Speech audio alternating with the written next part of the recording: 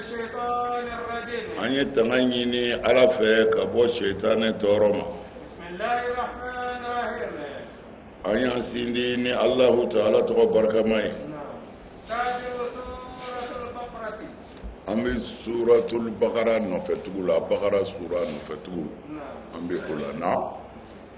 وإذ تقفلنا أكو وإذ أكو كنين قلتم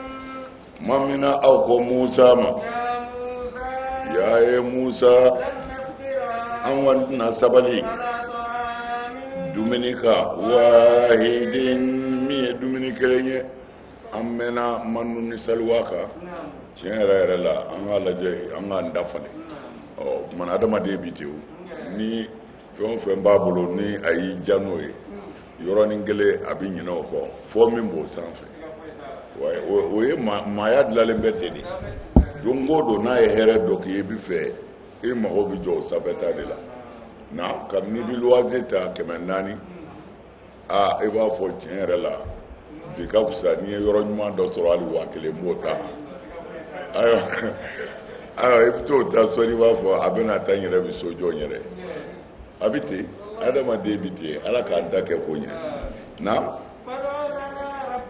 o tuma na i ma wele an ye sa Musa ala ka bɔli kɛ an ye kabini fɛn na ne dugumakolo b'o falen sa n bakiliya kabini a dilindaw na a n'a layiw la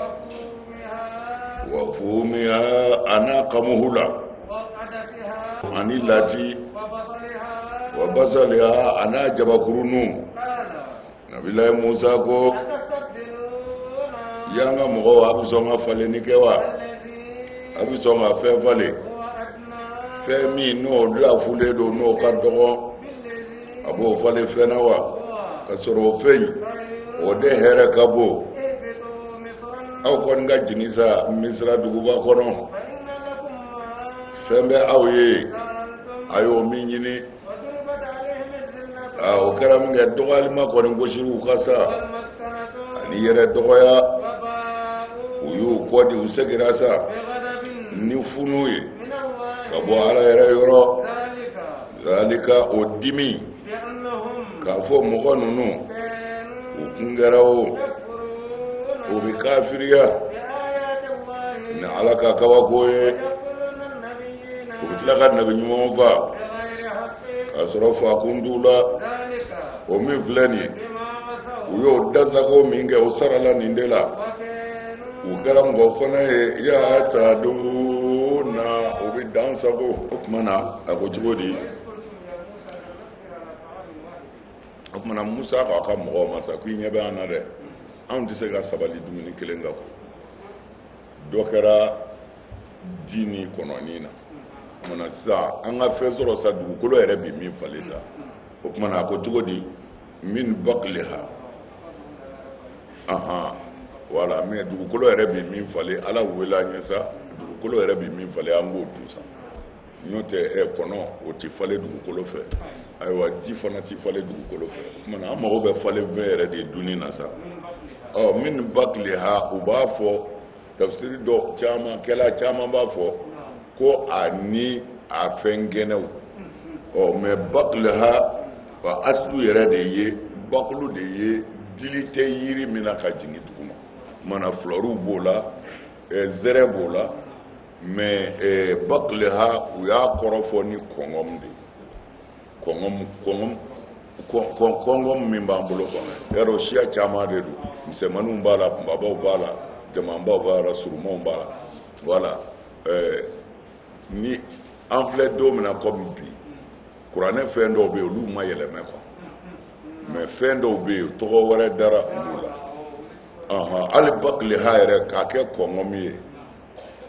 u y'o fɔ ko kɔngɔm yɛrɛ tɔgɔ bilama ye khiyaru de e y'a faamu wa bon mais n'i y'a ɲini u b'a bɛɛ bɔ k'a fotow fana yiri la ka tila k'a tɔgɔ f'u ye quoi wa kisaiha kisaiha o ko kisaiw ye layi de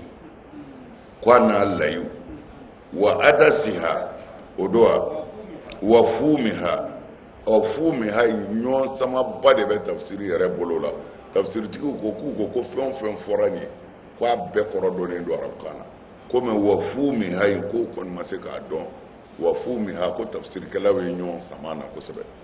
dɔw ko wa fumiha k'o ye kamugu de ye mais Ablaye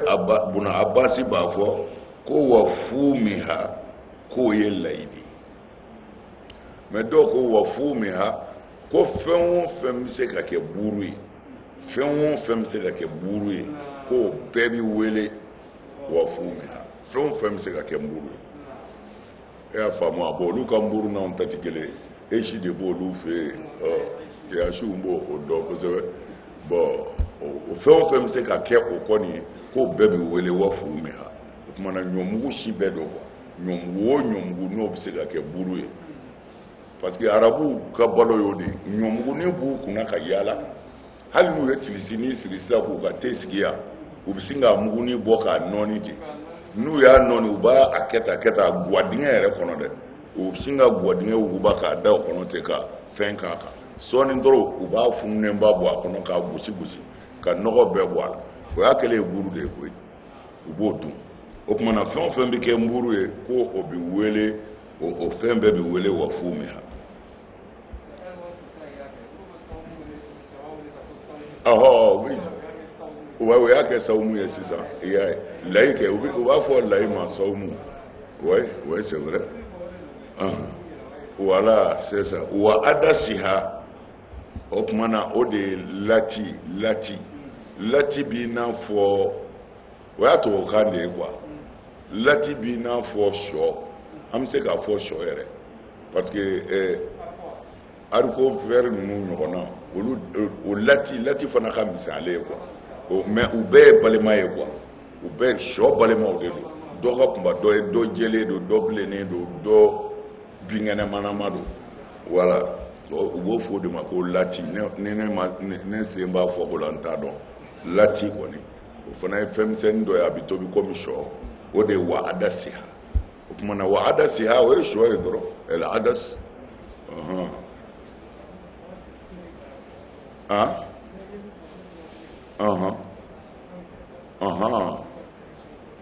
voilà a ka couleur bɛɛ b'a la a ka misɛn ni sɔ ye exactement e y'a dun suraka ka daraka yɛrɛ de ayiwa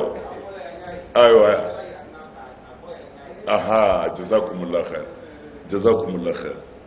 o tumana sɔ balimaw don dɔrɔn a bɛ se ka fɔ dɔrɔn wa adasiha n'a sɔw i ka sɔ d'a ma an k'o dun wa basaliha a n'a jaba i y'a dɔn jaba kɔni o ton b'a a tɔgɔ la tɔgɔ wɛrɛ bɛ se ka sɔrɔ a la mais basali in kɔni o ton b'o la a faamuna naam kala a ko a bɛ sɔn fɛn min ye fɛn fitininin ye adina a tɛmɛ senna yɛrɛ a bɛ sɔn k'o falen bilezi k'o falen fɛn na min hɛrɛ ka bon o kɔrɔ a bɛ sɔn ka diɲɛ falen lahara la a tɛna mɛn a yɛrɛ a bɛna sa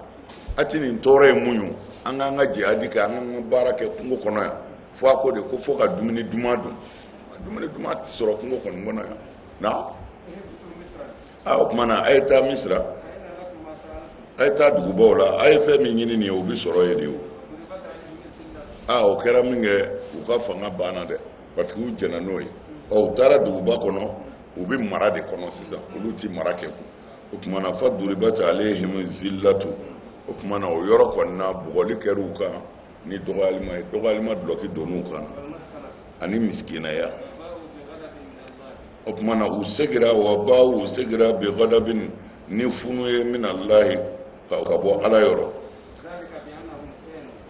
zalika o min filɛ nin ye bi annahum kanu yakfuruna bi ayati Allahi sabu kafiriyara ni ala ka dalilu de ala ye dalilu bɛɛ jiru la u sera firawuna y'u bɔ u jiginna ba kɔnɔ ala ko k'a ka bere kɛ ka ba ci ba farala musa n'a ka mɔgɔw tɛmɛna o kɔ tɛmɛnen kɔ minɔgɔ ganun na ala ko a k'a ka bere kɛ ka fara ci a y'a ka fara ci isna ashara ayinan o woyora kada alima kulla unasin mashrabahum u bɛɛ y'u mi yɔrɔ dɔn o kabako min kɛra o bɛɛ kɔ wa kanu yakfuruna bi ayati llahi o kafiriyara ni ala ka kabako ye o bɛɛ ko duman de k'u bɛ taa so wa yaqtuluna nabiyina u bɛ nabi ɲumanw fa bi ghayri lhaqqi ka sɔrɔ dalilu t'u bolo mana u ye nabi u bina nabi ɲumanw ka k'u fa i n'a fɔ zakariyaw ani yahaya na ala fununu kɔrɔ k'a kɔ d'u la bima asaw u ye da min de sago bima asaw u ye ala kotali min kɛ wa kanu ya'taduna mɔgɔw do kɛra dansagonaw ye naam innal ladzina ikado mɔgɔ minnu za n'olu limaniyara ani mɔgɔ minnu kɛra yahudiyaw ye ani nazaraw ani sabiinaw n'o ye yahudiya bonda dɔ ye ni maa min limaniyara ala la ani lahara do ni ka baara ɲuman kɛ u sara b'u bolo lahara do u ma yɔrɔ ye sirankɔni tɛ o baara ɲumankɛlaw kan baara ɲumankɛlaw ma kɛ na k'u bɛ u jiniw ka baara la a ko cogo di a ko mɔgɔ minnu limaniyara o ye silamɛw ye silamɛw de bɛ wele ko minnu limaniyara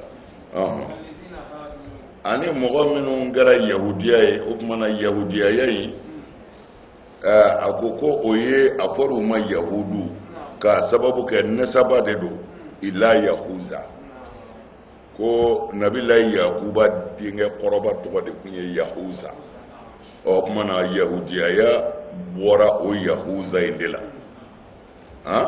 o ye a fankelen ye mɛ dɔw fana ko yahudu ko arabukan tɛ ko yahudu de kɔrɔ ye mɔgɔ min bɛ surunya mana yahudu a bɛ surunya mana kumana ko makankɛtigiw don alabatolaw don a kuma ka ca min tugulen b'a la ko wa nasara ani nazaraw munna fɔra nazaraw ma nasara tuma min na nabilayi isa cira o kumana bani israɛlakaw de fara a wajibiyara bani israɛlakaw kan u ka tugu a kɔ ni min bɛ kisi ɲini k'u yɛrɛ d'a ma o kumana mɔgɔ minnu tugura a kɔ a n'a yɛrɛ jɛɲɔgɔnw a n'a ka diinɛ mɔgɔw olu de welela ko nasara u welela n'o ye ni u ka ɲɔgɔn dɛmɛ ye i y'a ye yatanasaruna u ka tanasuru ni ɲɔgɔn cɛ dɛ yansuru ba'dahum ba'da o kumana dɔ bɛ dɔ dɛmɛ kumana a fɔra u ma ko nasara a bɛ f'u ma fana ko ansaru fana bɛ f'u ma i n'a fɔ isa ibn maryama y'a fɔ cogo min na man ansariya ila allahi qala al hawariyuna nahnu ansarullahi ala imran k'u bɛ wele fana ko ansaru fana bɛ f'u ma innama sumu bizalika min ajli annahum tanazzalu ardan yuqalu laha nasirat aywa u jiginna dugu dɔ la ko dugu bɛ wele ko nasira nasara nka ka taa data ninnu ni ibnu abasi olu fana ye o de fɔ nasira u jigin dugu in fɔ mais a bɛ yen quoi nasira o ye arabukan ye mais u yɛrɛ ka kan u b'a fɔ nasiriya nasiriya o bɛ yahudiyaw bolo hali sini u ka dugu isa yɛrɛ tun bɛ nasiriya o kumana nasara o y'a mufradu de ni ko nasara o ye mufradu ye a jamu nasrani nasrani wa sabiina ani sabiunaw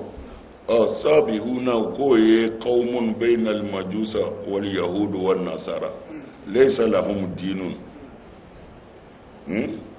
o kumana sadiko ko sabiuna furqatun min ahli al kitab yaqra'una al zabura ولهذا قال أبو حنيفة وإسحاق لا بأس bizabaihihim wa munakihatihim kumana sabi na ko yahudiyaw tɛ majusaw tɛ nasaraw tɛ k'u b'olu ni ɲɔgɔn kɛrɛfɛ ko diinɛ yɛrɛ t'u bolo ko nka sabihuna ninnu ko ahlul kitabu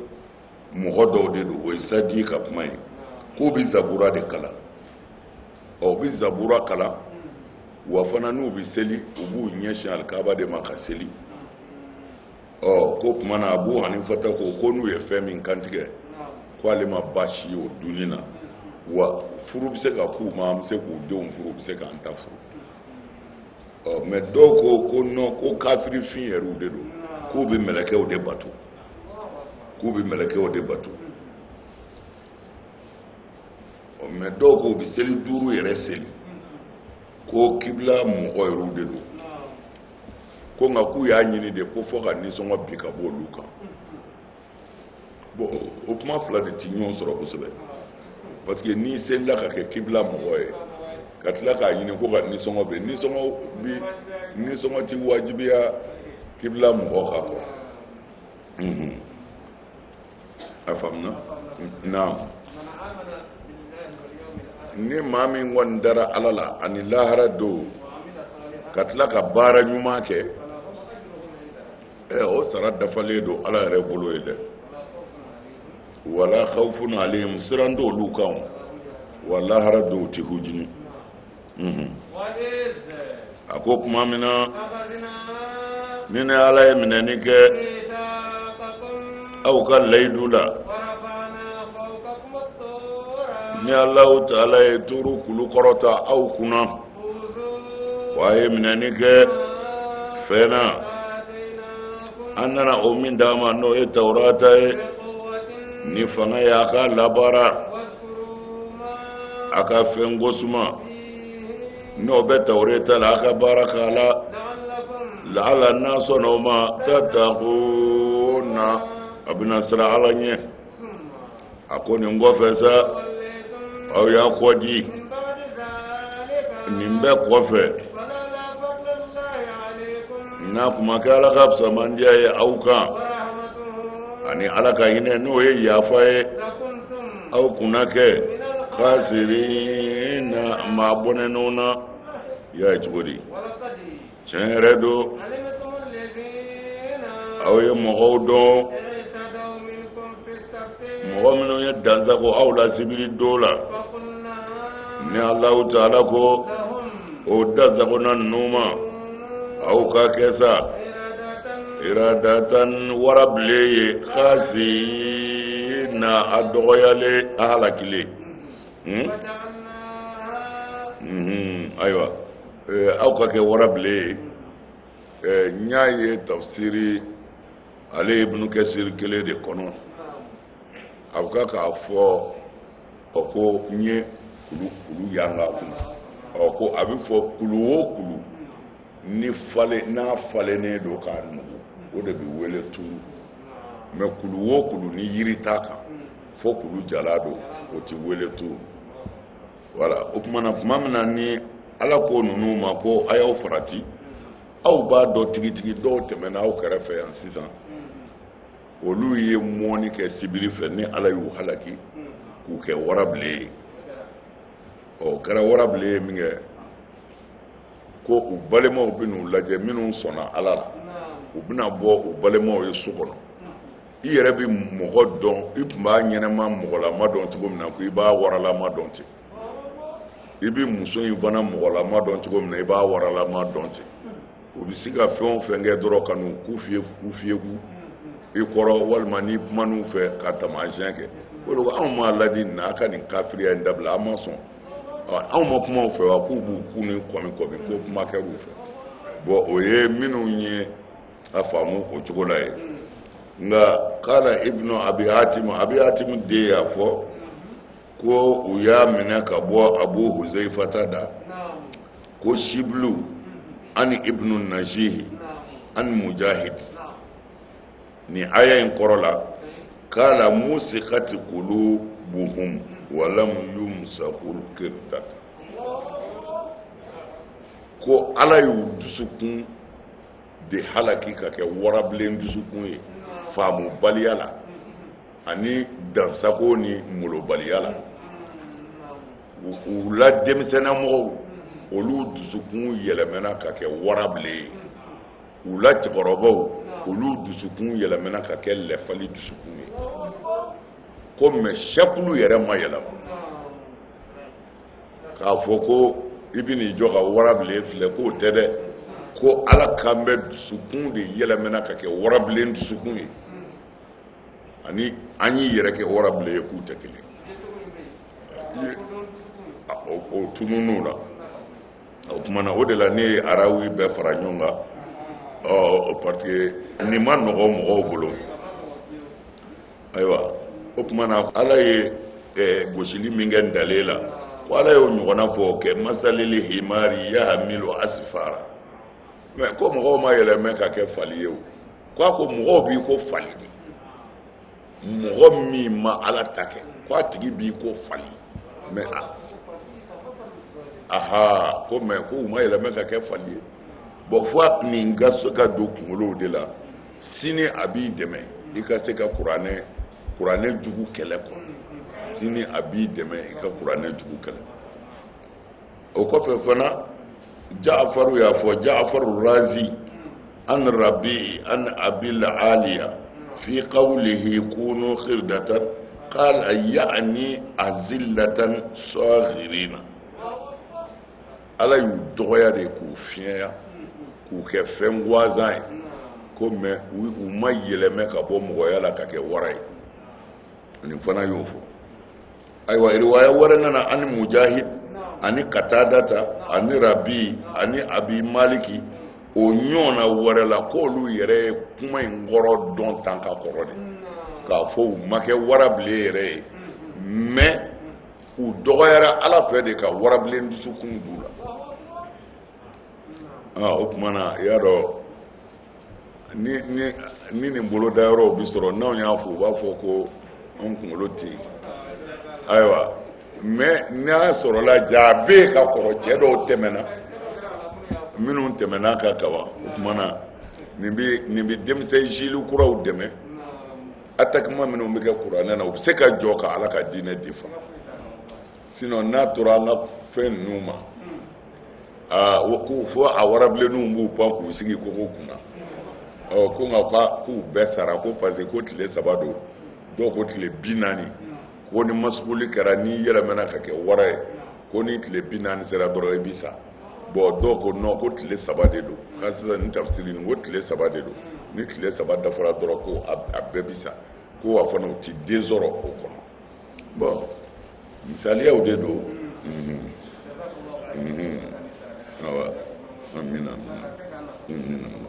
wasallim na fajalnaha ni ala y'o kɛ nakalan ni k'o kɛ balawu ye walima ɲangata ye fɛn min b'a a ɲɛfɛ n'o ye a yɛrɛw y'a ko o y'a ɲɛna ani min b'a kɔfɛ n'olu nana n'u ye ninnu halaki cogo mɛn a b'u yɛrɛ waaju u ti kojugu wɛrɛ kɛ n y'a kɛ waajuli fɛn ye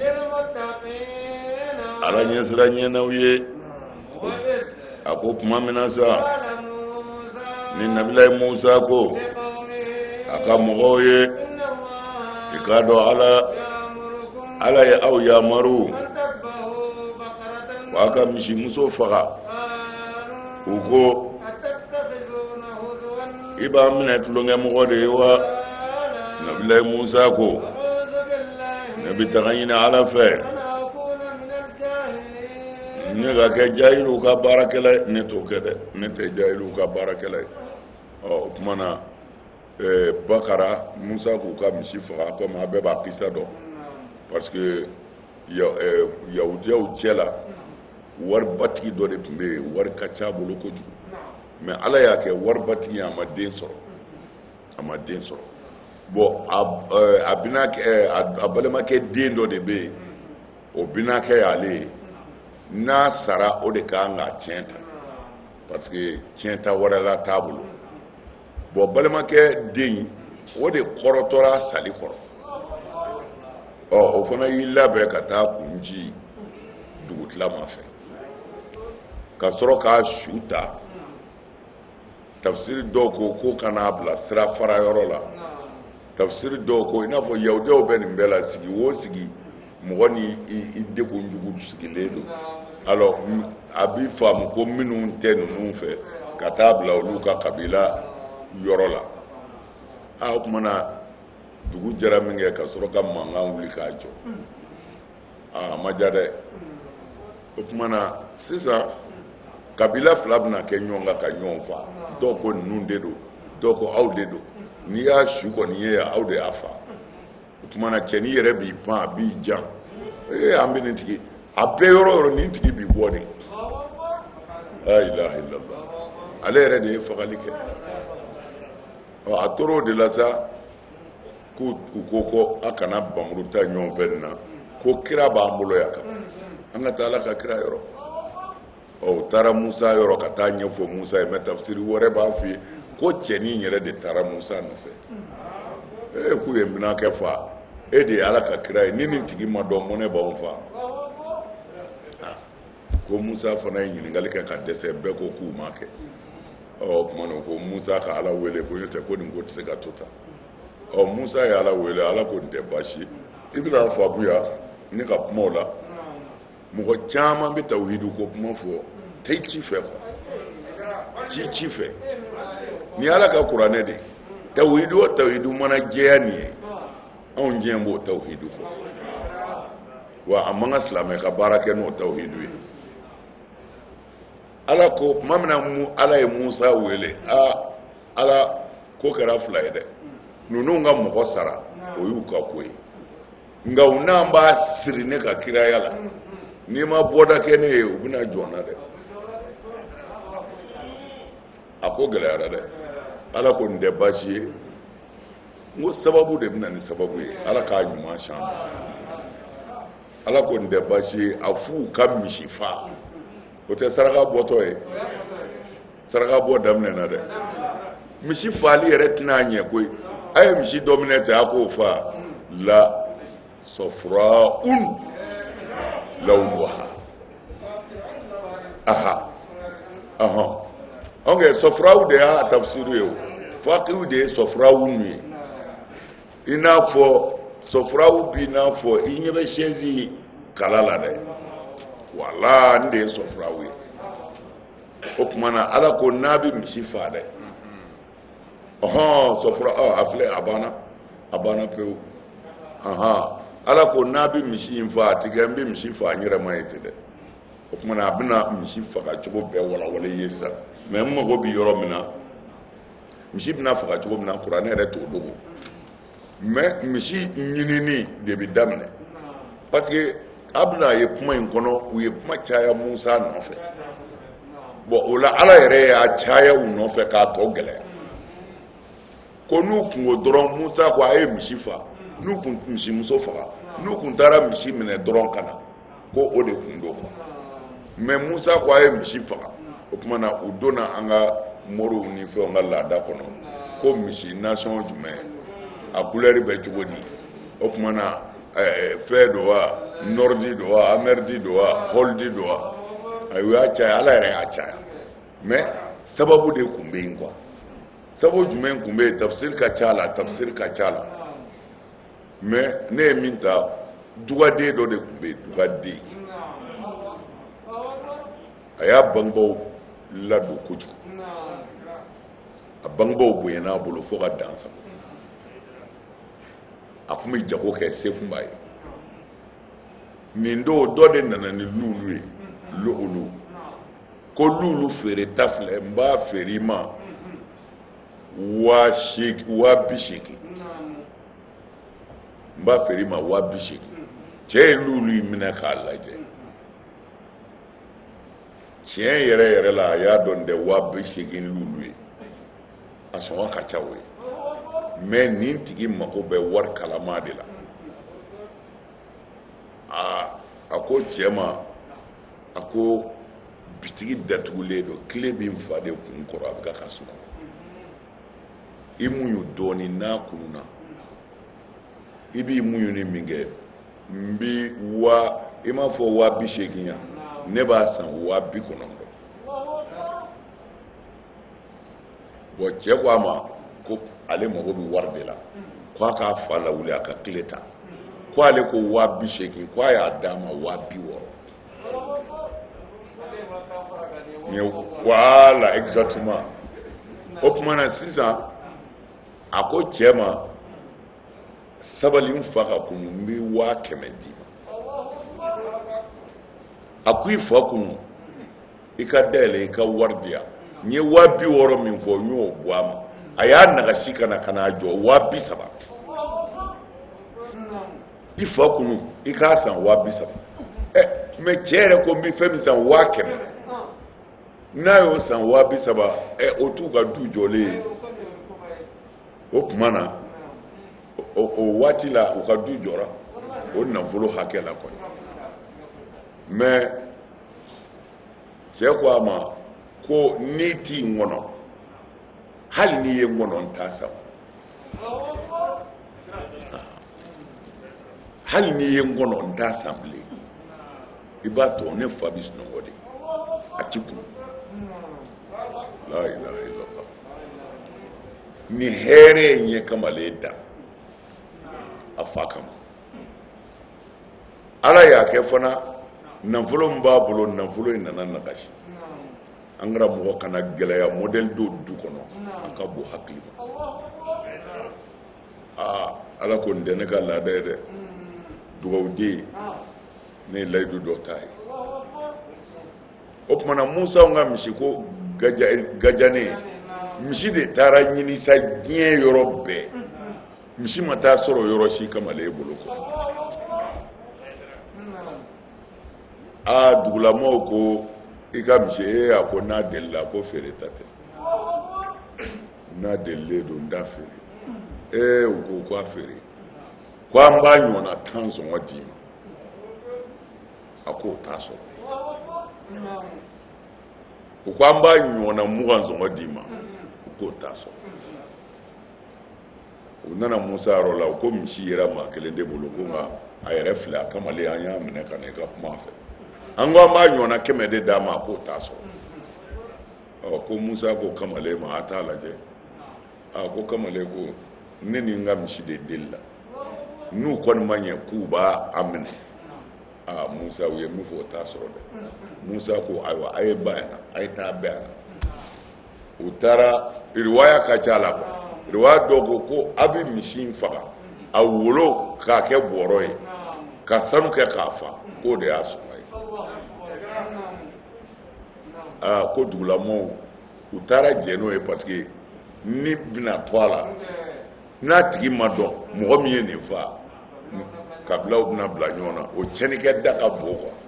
tumana u bɛɛ bɛnn'a kan c'est à dire kabila min t'a fɛ o min b'a fɛ o bɛɛ hakili kɛra kelen ye k'a tigi ka ɲɛ tumana bɛɛ ye sanu bɔ cɛ donnen filɛ dara min parce que du ka den don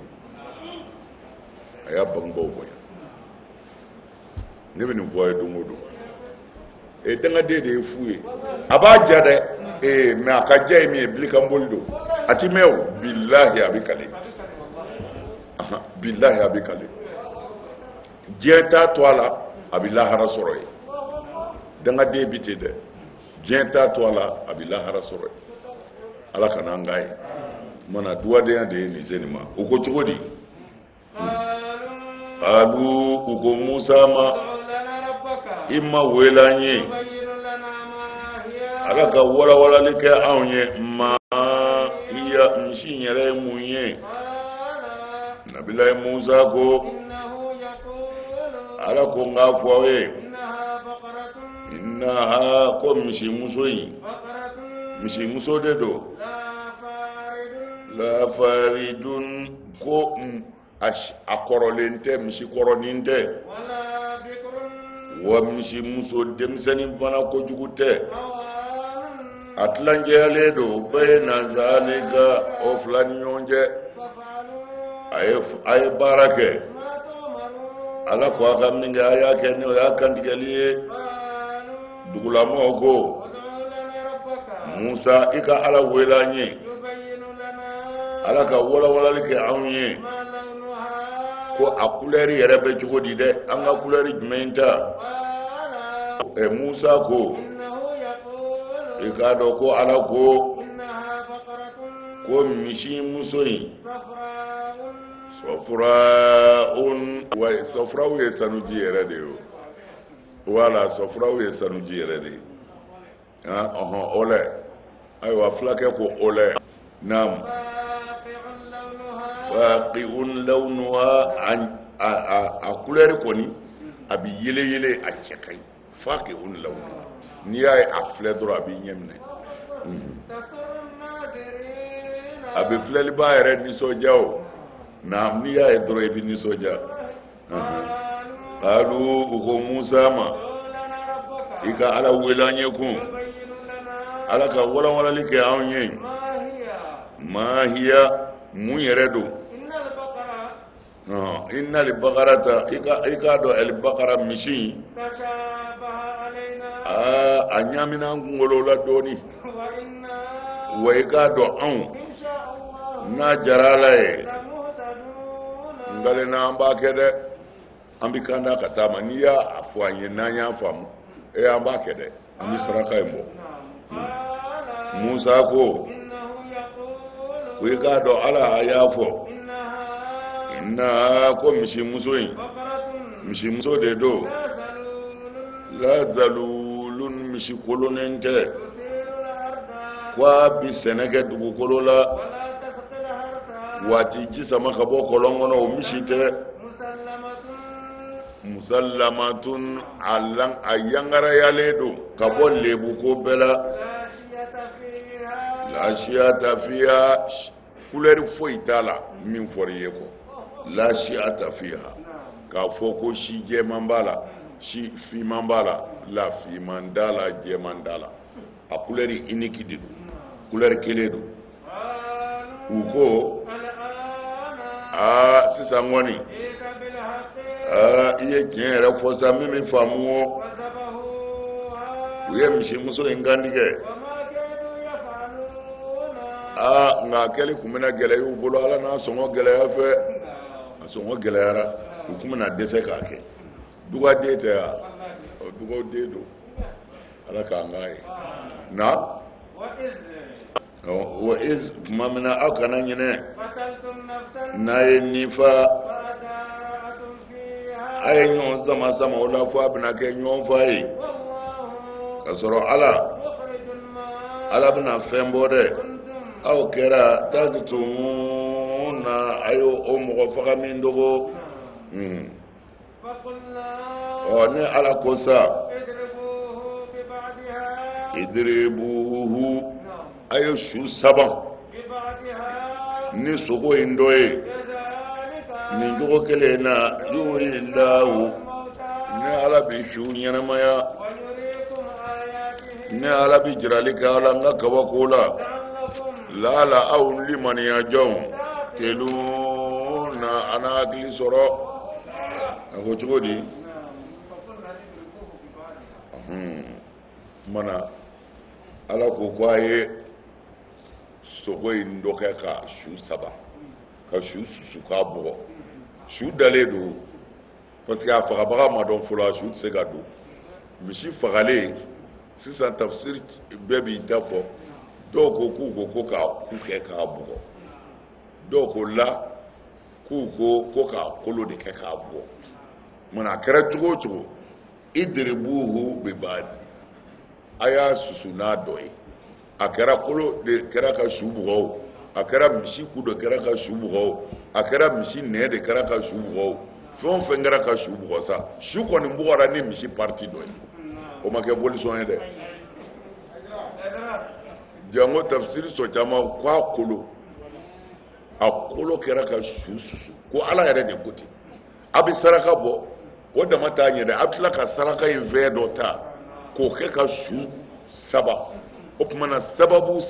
bɛ tugutugu ɲɔgɔn na fo su bɛ wuli la ilaha illallah ala ko tawhidu ko hali sɛbɛn n'i y'o bilen kun i kafiriyara musa ka dugawu ka wuli wa a kun bɛ se o bɛɛ la n'a kun ko ala ma jɛni y'a fa n'ala ko nin don a b'a fɔ na ya ala k'u y'a fa a bɛ cogo di wuli k'i jɔ i k'a fɔ bɛɛ ɲɛna e de y'a fa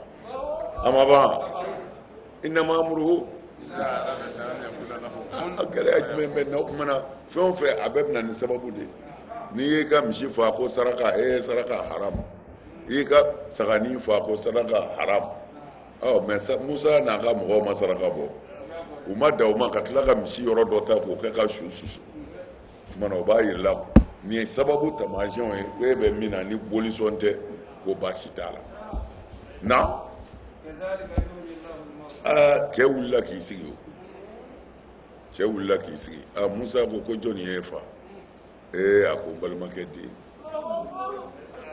n balimakɛ den de ye fa a y'o fɔ dɔrɔn a y'i yɛlɛmɛ k'i da a taara barisaku la o ye cɛ ɲininka nin y'i don na a ko tiɲɛ na ale kɔrɔtɔra a sali kɔrɔ parce que ale mago bɛ wari la ale fana y'a tɔ lase wa nin caman bɛ kɛ dugukolo ka bi a caman i ka bɔ min kalama i kana bɔ min kalama mɔgɔ fagali ka ca wari nɔfɛ bi dɛ den dɔw b'u mansa yɛrɛ faga ka empoisonner k'a ka nafolo ta musow b'u cɛw faga u empoisonner k'u ka nafolo ta ka ca dɛ ala k'an dɛmɛ ala k'an kisi na ne ala bɛ n ka kabako yira aw adamadenw na laala n'o kɛra a bɛ hakili sɔrɔ na a ko segin sa nin bɛɛ kɛlen kɔfɛ o dusukun tilala ka jakun nin bɛɛ lajɛlen kɔfɛ o dusukun i b'a fɔ farajala walima yɛrɛ a jan bɛ ka tɛmɛ fara kan sabu fara dɔw bɛ yen kɔɲɛ bɛ boli ka bɔ o faraw la o wa faraw bɛ yen fana o dɔw bɛ ci ka bɔ ɲɔgɔn na ji bɛ bɔ o la wa faraw bɛ yen fana o dɔw bɛ kɛrunga bi ala yɛrɛ ɲɛsira ɲɛfɛ nka ala ma kɛ ko ala ɲinɛnen bɛ dɛ fɛn kɔ malo na aw adamadenw bɛ ka min kɛ y'a ye ala ye adamaden dusukun kɛ fara de ye yan a ko adamaden dɔw dusukun yɛrɛ jalen bɛ ka tɛmɛ fara kan dɔw jalen bɛ fara ye a ko dusukun dɔw farajala dɔw bɛ yen kɔɲɛ yɛrɛ bɛ boli o la o farajala dɔw fana bɛ yen o bɛ ci ka pɛrɛ ji bɛ bɔ o farakuru la mais adamaden dusukun jalen limaniya tɛ don a tɛ siran ala ɲɛ fɛn o fɛn ye ala kota ye a b'o de kɛ o de la ala ko adamaden dusukun jalen don fara ye naam ko a bɛ min na ala ma ɲinɛ kɔ dɛ a fɔ nin bɛɛ kɔ adamaden bɛ tila ka nata kun wa ko aw bɛ nata ko nin dusukun jalan ninnu ka da aw la ka tugu aw kɔ wa k'a sɔrɔ jamakulu dɔ tun b'u ka karamɔgɔ baw la olu bɛ ala ka kuma yɛrɛ mɛn Tawureta la n'u tilala dun o bɛ tila ka taa yɛlɛmɛ kun ma akaluhu a dɔnnen kɔrɔ n'a faamunen kɔrɔ u fɛ u bɛ taa tunɔmi wa o karamɔgɔba ninnu yalamuna u y'a dɔn k'u bɛ ka min fɔ tiɲɛ tɛ ko sadiri silamɛw kana degun k'a fɔ yahudiya ninnu bɛ limaniya ka tugu aw la a yahudiya ninnu tɛ tugu aw la ko jamakulu dɔw b'u la o ye Tawureta kalan olu b'a dɔn u b'a dɔn tigitigi Tawureta ye min fɔ ale Muhamadu Mankutu la ko nka o kalannen ko o b'a yɛlɛmɛ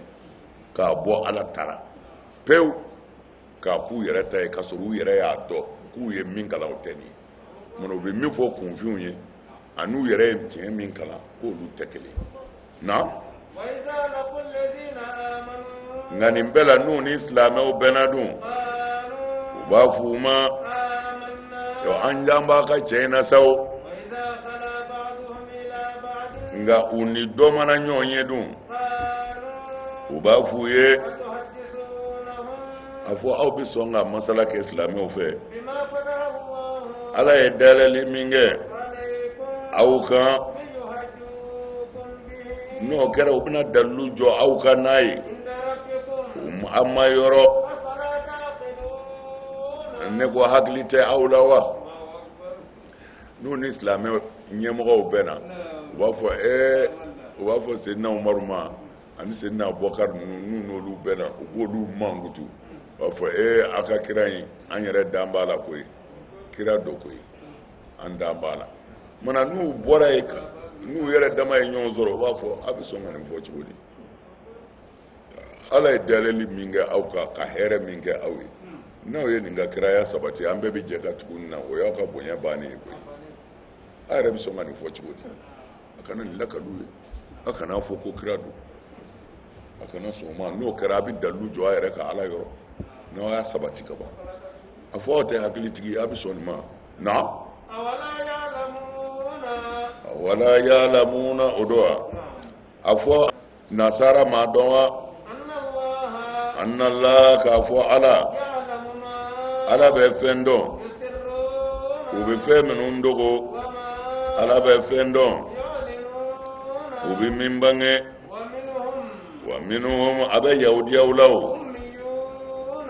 kunfin kirikiriw la لا يعلمون الكتاب olu tɛ foyi dɔn tawureta la إلا الأماني fo n'a kɛra baro gansanw ye ومنهم wa ka sɔrɔ olu wa i k'a dɔn olu tigitigi إلا fo n'a kɛra yazununa olu kɔni bi miiriya dɔrɔn de la sa o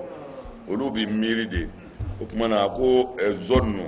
a ko amani kɔrɔ de ye ko nata wakila aljahalu tuma na nalo faamubaliw b'u la kuwa u kɔni b'olu wele dɔrɔn ka kisajanw de f'u ye nin donna tan nin bɔra tan wakila el ahadisu k'u bɛ barojalaw de f'u ye el amani ko amani kɔrɔ de ye ko nata ko mɔgɔ dɔw de b'u la olu t'u nɔfɛ foyi la nata kɔ ko an bɛ don alijinɛ na olu kɔni bɛ nata fu de la ko an ti jeni ko ko an bɛɛ bɛ don alijinɛ na a ko el amani yatamannawnaha amani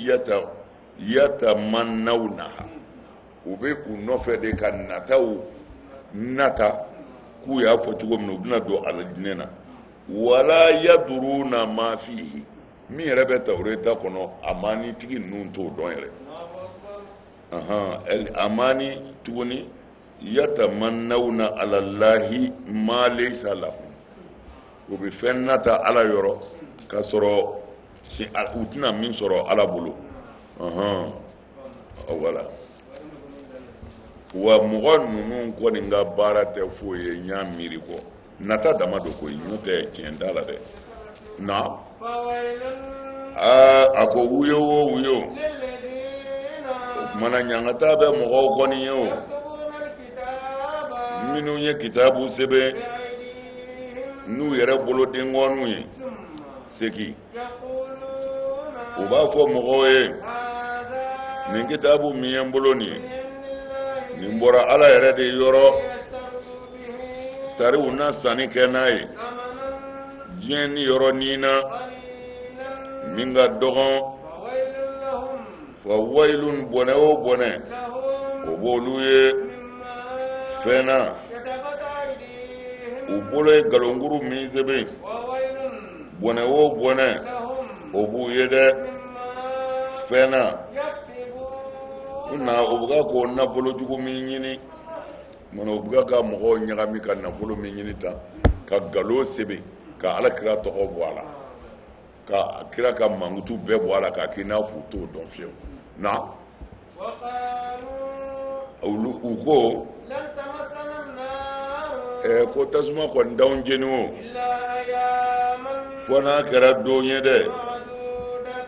don minnu dɔnnen don Mamadu a fɔ aw ye minɛni kɛ ka bɔ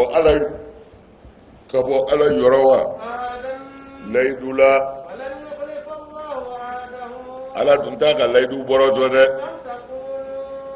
tari aw b'a fɔ de k'a tigɛ ka da ala la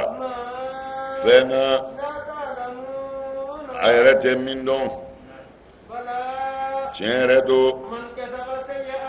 ni maa min ye walejugu baara فأحاطت به خطيئته ni walejugu in kɔni y'i kanmeleke فأولئك kana siga o tigilamaw أصحاب النار olu de ye tasuma dungew ye هم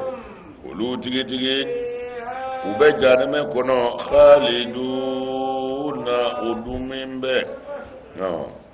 والذين a ko mɔgɔ minnu fana آمنوا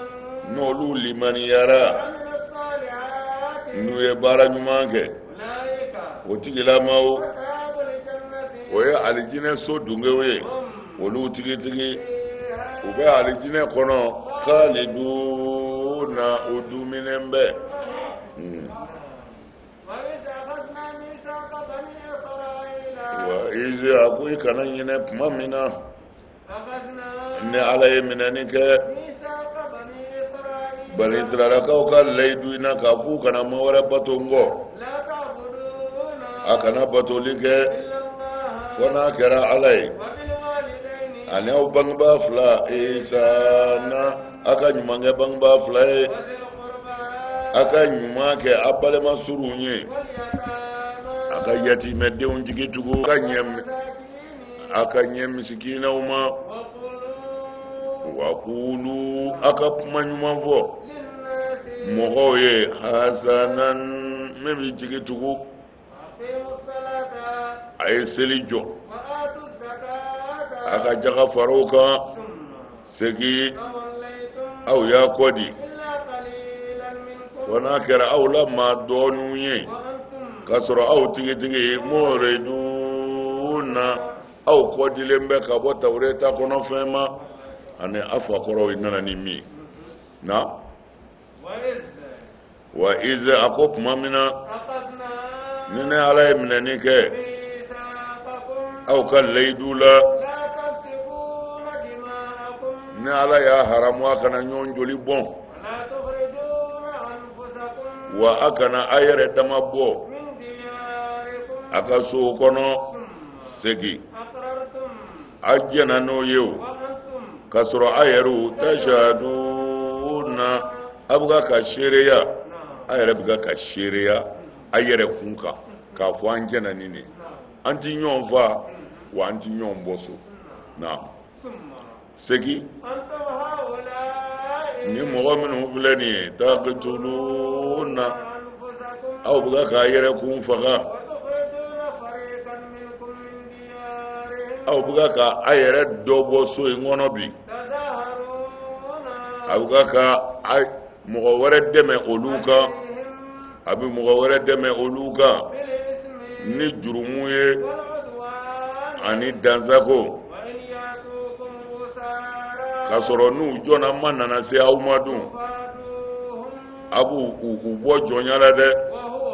وهو wa huwa o baara min filɛ nin ye محرم عليكم إخراجهم o haramuyara aw ka a ka balimaw b'u sisow kɔnɔ فتؤمنون ببعض الكتاب a fɔ aw bɛ da nin kitaabu in dɔ la wa وتكفرون ببعض ni ka kafiriya n'a dɔ ye wa فما جزاء من يفعل ذلك منكم mɔgɔ min mana nin kɛ aw cɛ la إلا خزي olu sara tɛ dɔwɛrɛ ye fo lebu ni dɔgɔyali في الحياة الدنيا diɲɛ ɲɛnamaya la yan ويوم القيامة wa lahara don يردون u bɛna olu segin إلى أشد العذاب ni ka taa ɲanga cɛjugu ma وما الله i k'a dɔn ala yɛrɛ ma kɛ o بغافل wa ala ɲinɛnen bɛ عما fɛn kɔ تعملون maluna a bɛ ka ko baara min kɛ a ko cogo di a ye min fɔ nin na bani israɛlakaw parce que kira sɛgɛnna ninnu bolo kosɛbɛ quoi parce que alul kitabiw de don u bɛ diinɛ ko ɲɛdɔn u bɛ diinɛ dɔn u yɛrɛ tun b'a la ayiwa u kalannen don tawureta jiginna u fɛ yen o la tuma caman u bɛ kira sɛgɛn u bɛ kira sɛgɛn kosɛbɛ o tuma na sisan ala k'u ma u nana min kɛ sisan bani kayinuka olu kun sigilen bɛ madina quoi mais u ti madina yɛrɛ dugu kɔnɔ parce que olu kelen bɛ ka madina de lamɛnni yahudiya ninnu ka kabila ninnu parce que u bi yɔrɔ o yɔrɔ hisunuba de bɛ yen jugu mana na cogo cogo i don man di ka yahudiya sɔrɔ o tuma na o la u tɛna duguba yɛrɛ kɔnɔ u yɛrɛ kɛlen bɛ ka karangabaw dilan u b'o de kɔnɔ mais u b'o kɔnɔ u ka khulafaw bɛ yen banu kainuka olu kun faralen bɛ hazraju kan i y'a dɔn madina kabila ba 2 de tun bɛ yen olu fana san o san ɲɔgɔn fa de don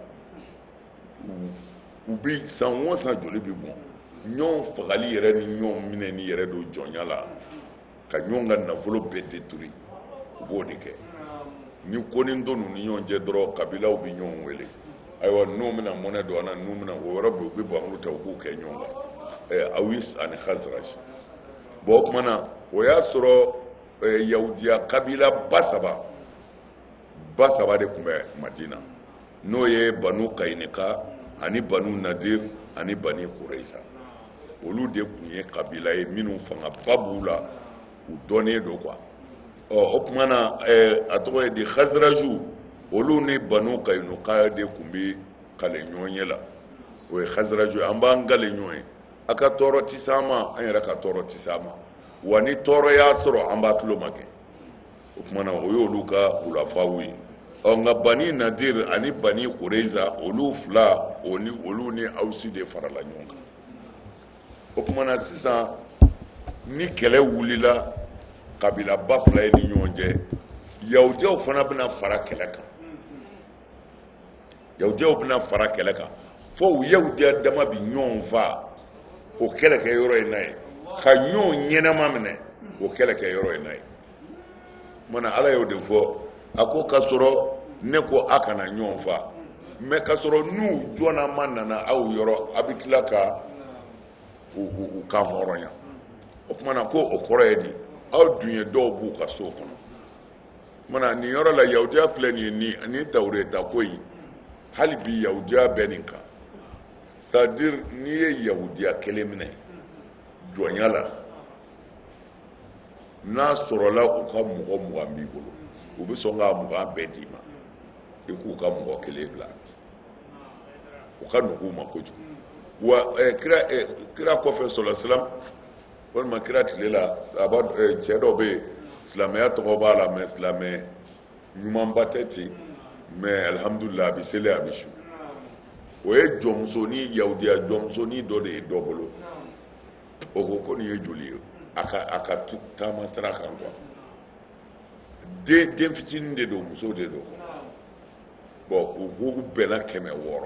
ko cɛ ka 600 sara cɛ ye 600 sara ka yahudiya denni minɛ ka sɔrɔ ka na n'a ye madinɛ ka na jira yahudiyaw la ko a ye yahudiya den san jɔnya la fa mana n'u b'a ka hɔrɔnya c'est-à-dire ale y'a san 600 ɲɔgɔnna na mais a y'a feere 6000 de yahudiya ninnu parce que a b'a dɔn n'u y'a ye dɔrɔn u ka tawureta b'a wajibi u ka f'u k'a bɔ jɔnya na mana a bɛ bɔ ni bɔcogo ye a bɛ bɔ ten o kumana n'i ye yahudiya jɔn kɔni sɔrɔ i ka taama sira kan o mana da gɛlɛya cogo i b'a san parce que n'i nana n'a ye yahudiya yɔrɔ la jagoya de don quoi olu ka n'u banna dɔrɔn ala bɛ ban u la ten o kumana u fɛn o fɛn kɛ u b'u ka mɔgɔ bɔ jɔnya la i y'a ye mana o de fɔr'u ye hawulayi taqtuluna anfusahum o kumana khazraji ni awusu ka kɛlɛ la aw bɛna mɔgɔw faga o la aw bɛna a yɛrɛ faga o la bi qatli ba'dikum ba'dan wa tukhrijuna fariqan minkum min diyarihim a bɛ tila ka dɔw b'u ka so kɔnɔ u b'i ka so de ci ka don a kɔnɔ minɛn o minɛn bɛ yen u b'a bɛɛ cɛ ka ta tazaharuna aw bɛ manifester tazahuru de ye ka manifestation ye quoi ka muruti ka bɔ ka dɔ ka hakɛ ɲini ou bien ka dɔ dɛmɛ dɔ kan bil ismi ni jurumu ye wal udwani ani dansago ka sɔrɔ a yɛrɛ bi ka bamuru ta ka mɔgɔ minnu faga kɛlɛyɔrɔ la parce que ko ninnu ka partisan don aw ye ninnu ka partisan ye ka sɔrɔ a tigilamaw in yatukum usara n'u jɔna ma sera a ma tufaduhum a b'u bɔ jɔnya a b'u ka hɔrɔnya a mana bɛn sɔgɔma o sɔgɔma abo sɔngɔ bɔ k'u bɔ jɔnya la k'u ka hɔrɔn ye k'a sɔrɔ mɔgɔ ninnu yɛrɛ bɔli u ka so o yɛrɛ haramuyara u kan la o man ka b'u ka so a fɔ aw bɛ sɔn ka limaniya ni kitabu fan dɔ ye k'a fɔ tawureta b'aw bolo a bɛ baara kɛ n'o ye mɛ ala ye nin min haramu munna an m'o fana fara haramu na maa o maa bɛ nin kɛ fama jazaw man yaf'al zalika minkum illa khizyun fi hayati dunya o tuma na mɔgɔ o mɔgɔ ka baara ye ala sɔsɔli ye ani joli bɔnni ye ani mɔgɔw tɔɲɔni ye k'u b'u ka duw kɔnɔ baara ko sarasi t'u ye diɲɛ na yan fo ala k'u maloya k'u dɔgɔya wa lahara dɔw fana ala bɛ t'u bila ɲangata la ashadil azabi ɲangata min ka jugu ɲangata bɛɛ ye o bɛ t'o nɛnɛ ala ɲinɛnen tɛ jɔn bɛ min kɛ ala ɲinɛnen tɛ dɛ a b'a bɛɛ kalama ulaika allazina a ko de ye mɔgɔw ye olu ye diɲɛ ɲɛnamaya falen lahara dumanba in na ɲangata ti nɔgɔya olu ka abada olu yɛrɛ ma kɛ yunsɔruna ko dɛmɛbaa b'u la k'u bɔ ɲangata la tiɲɛ yɛrɛ do ne ye Musa sɔn Tawurata la n ye tɔnatugu kɛ Musa tɔna ni kira wɛrɛw ye an ye dili kɛ Isa bunu Mariyama ma fɛn walawalalenw ɲa an tilala ka a Mariyama den sankɔrɔta ni k'a yiriwa ni saniya ni ye a fɔ kira na o na aw Bani Israɛlakaw ma n'o ye fɛn bɔ min ti bɛn aw ma kaban aw b'a yɛrɛ bonya jamakulu dɔ bɛ aw la jamakulu dɔ bɛ kira ninnu na a b'o olu nkalontigiya k'u ta tɛ tiɲɛ ye wa jamakulu dɔ bɛ kira ninnu na a b'olu fa u ko u b'u kanto u ka kiraw de ma kulubuna kɔn dusukun k'a da sɔgɔlen bɛ bɔrɛ da sirilen do bali bɔrɛ sirilen tɛ ala y'u dangade n'u ka kafiriya ye mɔgɔ bɛrɛ tɛ o n'a y'u minnu bɛ sɔn ka limaniya ala ko wa kafa in na ko an ye tɔnatugu kɛ kafa tɔnatugu kira dɔ bɛ bɔ yen o bɛ sa kira wɛrɛ bɛ na kira dɔ bɛ bɔ yen o bɛ sa kira wɛrɛ bɛ na ko a nana ten fɔ Musa nana fɔ Isa bunu Mariyama fana nana Isa bunu Mariyama nalen a ye dɔ fara o ta kan ko ayyadnahu bi ruhil qudusi ni kudusi ni ye ni ruhul qudusi komi an yɛrɛ bɛɛ b'a dɔn ka kɔrɔ bɛɛ ma k'a kan a fɔra ko Jibirila de don ruhul qudusi ko Jibirila don mais tafsiri wɛrɛ la olu ko non ko ruhul qudusi ye Nabilayi Isa parce que olu ko ni Jibirila don kira o kira cira Jibirila cira olu mais a ma fɔ ko ala m'a fɔ ko a ye olu yakubaya ni ruhul qudusi mais a ko a ye nin de yakubaya ni ruhul qudusi mana ko olu b'a kɛ min ye ko ala tɔgɔ dɔ de tun b'a bolo k'o tɔgɔ tun ye Ismul Azam ko a tun bɛ su ɲɛnamaya n'o ye k'o de ye ruhul qudusi k'o de ye ruhul qudusi mais o ruhul qudusi la silamɛw kɔni ka sira kan don dɔ la Hasan kira ka dɔnkilidala sallallahu alaihi wasallam ayiwa a kɔ sɛmɛnen bɛ kira ka misiri kɔnɔ Madinɛ a bɛ ka k'i ka seri ni Madu ye a ko ka dɔnkili da cogo min na a bɛ dɔnkili da ten a bɛ misiri kɔnɔ Bukhari de bɛ ka fɔ ani Muslim Bukhari ni Muslim sanu kɔ sɛmɛnen bɛ kira ka misiri la a bɛ misiri kɔnɔ a bɛ ka dɔnkili da a bɛ dɔnkili da a bɛ dɔnkili da a yɛrɛ bɛ muruti ko o la Seydina Umaru nana ka bɛn ni o ye Umaru y'a a ɲɛ ɲugun a ye quoi k'a ka nin dabila a ko Umaru ma a ko e bɛ ko in kalama a ko ne tun bɛ n kɔ sɛmɛ ya ka kule cɛ la min ka kusa e ye o m'a fɔ ne ka n da de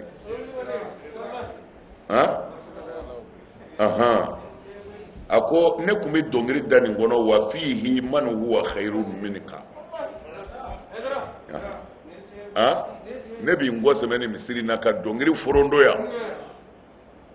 o y'a sɔrɔ maa b'a kɔnɔ o ka kusa e ye o m'a fɔ ne ka n da de summa iltafata ila Aba Hurayra qala unashiduka Allah asami'ta rasulallahi sallallahu alaihi wasallam yaqul ajib anni Allahumma ayyiduhu bi ruhil qudus qala Allahumma na'am Allahumma na'am al-Bukhari Muslim mana ko yɔrɔ la kira min to ka dɔnkili da kira la Umaru kelen k'a fɔ a ka nin dabila a ko Umaru ma ko a kɛra cogo di ko ne bɛ n kɔ sɛmɛya ka dɔnkili da ka cɛ to yan min ka kusa e ye a y'i yɛlɛmɛ min kɛ ko a ye Abu Hurayra ta de y'a kɛrɛfɛ a ko Abu Hurayra ta ma a ko n b'i ma ni Ala ye ko e delila ka Alakira lamɛn sallallahu alaihi wasallam ni ne bɛ dɔnkili da a b'a fɔ ne ma c'est-à-dire jugu ɲɔni ka bɔ n kan c'est-à-dire jugu ko kira ti halala ye kuma jugu si tɛ o ma min da Alakira kan mais Hasanu kun bi kira bila cɛw ɲɛ k'a ka samara bila cɛw ɲɛ mana a b'a fɔ i ka kira dɛmɛ Ala k'a to Ruhul Qudus k'i dɛmɛ a b'a fɔ Ala k'a dɛmɛ ayyiduhu bi Ruhul Qudus Ala Hasanu dɛmɛ ni Ruhul Qudus ni saniya ni ye mana saniya ni que ça soit a kɛra Jibrila ye a ma kɛ Jibrila ye saniya ni kɔni ye Ala ka dɛmɛ de Ala ka dɛmɛ de Ala k'an dɛmɛ Ala k'an dɛmɛ Ala ka dɛmɛ de don a faamuna a fɔ aw cogoya yɛrɛ bɛ kɛ nin ye tuma bɛɛ ni kira nana aw ma hali ni tɛ min fɛ dɔrɔn a b'a yɛrɛ bonya o kan jamakulu bɛ o kiraw la a y'olu nkalontigiya jamakulu wɛrɛw bɛ yen olu ta ma da nkalontigiya ma a y'olu faga yɛrɛ na waqalu u ko an dusukun foroko datugulen don dɛ foroko ma datugu dɛ Ala y'u danga n'u ka kafiriya de wa mɔgɔ ka dɔgɔw la min kɛra limaniya jɔn ye dɛ a ko tuma min na ni kitabu nana ka bɔ Ala yɔrɔ n'o nana tiɲɛtigiyali kɛ fɛn na min b'u bolo ka n'o tiɲɛtigiya n'o ye kuranɛ ye sa o kun kɛra ka kɔn kuranɛ nali ɲɛ u b'u yɛrɛ dɛmɛ ɲini mɔgɔw kan mɔgɔ minnu kafiriyara tuma min na ni kuranɛ nan'u ma fɛn na u y'a dɔn tigitigi ko nin ye tiɲɛ nin ye Muhamadu cilen ye o kafiriyara ni Muhamadu ye Ala ka danga kɔni firin na o bɛ kafiri ni fin kan dɛ ayiwa a ɲɛna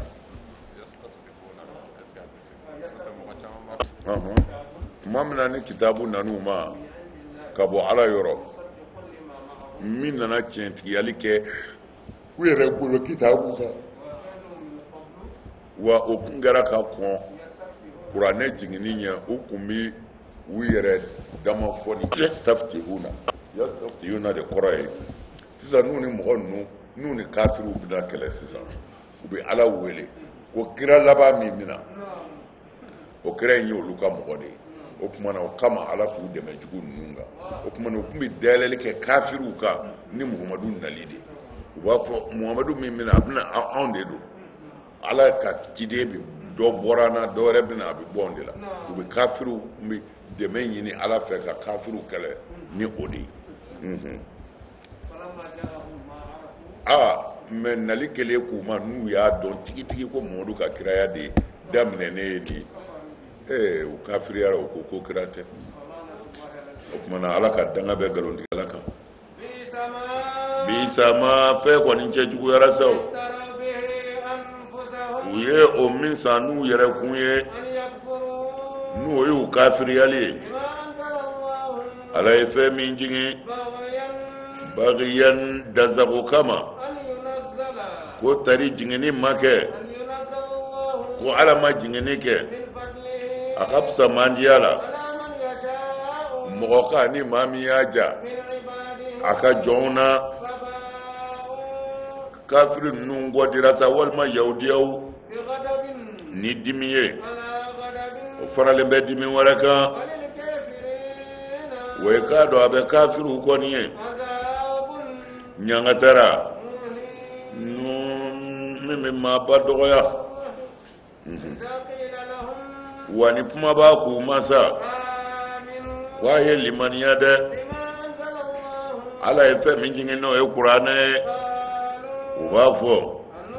a fɔ n bɛ limaniya wa fɛn min jiginna an kan o bɛ kafiriya fɛn o fɛn b'o kɔfɛ o k'o si tɛ tiɲɛ ye ka sɔrɔ o yɛrɛ de ye tiɲɛ ye o nana tiɲɛtigɛli de kɛ ni fɛn ye n'o bɛ yahudiya yɛrɛw bolo Muhamadu y'a fɔ munna n'aw ta ye tiɲɛ ye a bɛ ala ka nabi ɲumanw fa min kabulu kabini fɔlɔ-fɔlɔ n'aw kɛra mu'minin na ko a dalen bɛ Tawurata la tiɲɛ yɛrɛ don Nabilaye Musa nana aw ma o a nana ni dalilu caman ye n'o ye mu'jizatu kal asa wal yadi summa nin bɛɛ kɔfɛ a tilala ka misi bato Nabilaye Musa kɔfɛ ka sɔrɔ aw tigitigi zalimuna aw kɛra tɔɲɔnikɛlaw ye kana ɲinɛ kuma min na ni ne ala yɛrɛ ye minɛni kɛ misaqakum a ka layidu la Tawurata kɔnɔ ni ala ye kɔrɔtali kɛ aw yahudiyaw sanfɛ jabalu tuuru la n'o ye tuuri kulu ye ko a ye minɛni kɛ fɛn na ni ala nana ma ni min ye a y'a minɛ ni sɛbɛ ye a k'a labaara a k'a tulo jɔ alu u ko ala an zɔnna nka an y'i kota dɛ an ko an zɔnna nka an m'a kɛ o tuma na k'alu an y'a mɛn ayiwa an y'a bɔrɔtɔ o tuma na anw de bɛ yan anw de b'o yɔrɔ in na sisan anw de bɛ yen sisan sami'na wa asayna kira ye fɛn o fɛn fɔ an y'a bɛɛ mɛn an y'i yɛrɛ jogow lajɛ an y'i ka sahabaw jogow lajɛ an y'i ka denbaya jogow lajɛ mais an y'a bɛɛ mɛn k'a bɛɛ ye nka an tɛ sami'na wa asayna mana anw bɛ kuranɛ kalan walimɔgɔw de ye kuranɛ nana di anw de ma ni yahudiyaw tɔgɔ fɔra lakaleli de bɛ kɛ anw ye mais a kama anw de ma a kan tɛ yahudiyaw ma